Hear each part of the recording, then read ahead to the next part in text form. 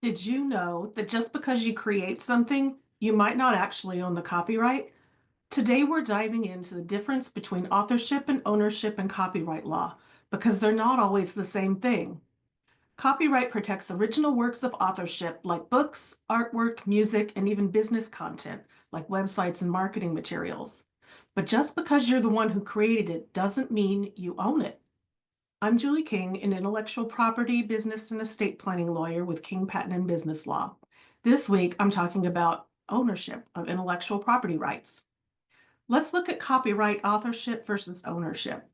Authorship refers to the person who actually creates the work. Ownership, however, is about who has the legal rights to control and profit from the work. Those two don't always match up, and here's why. With a work made for hire, the creator isn't the author. If you create something as an employee, the employer almost certainly owns the copyright. Not only that, but the employer is also considered the author. Sometimes this will apply to works created on company time or on the company premises or with a company equipment, even if they aren't related to company business. Businesses should make sure employment agreements make the terms of ownership clear.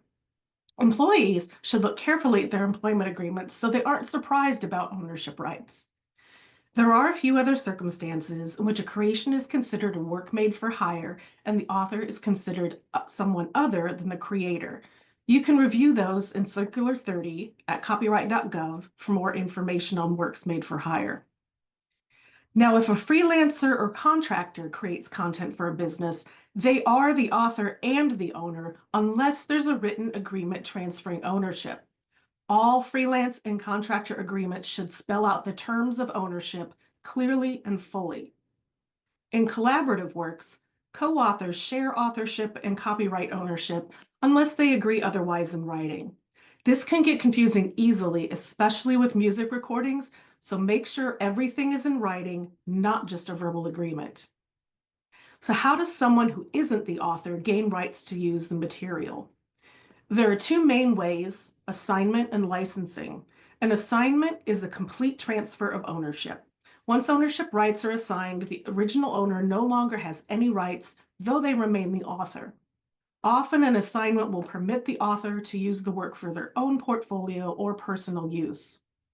In licensing, the original owner retains ownership but grants specific usage rights to another party. Think of it like them renting the work instead of selling it or buying it outright. Exclusive rights mean the owner is not allowed to license the rights to any other party during the existence of the license agreement. If the owner licenses non-exclusive rights, that means the owner licenses it to one party, but retains the rights to also license it to anyone else they choose, even at the same time.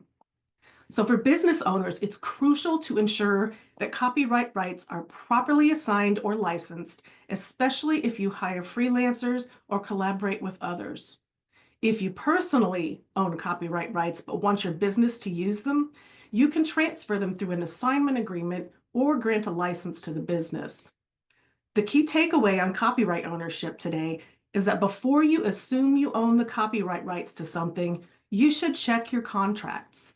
If you're a business owner, make sure you're securing the rights to content that keeps your business running. The consequences of misunderstandings about ownership and authorship can be serious and expensive. Have questions?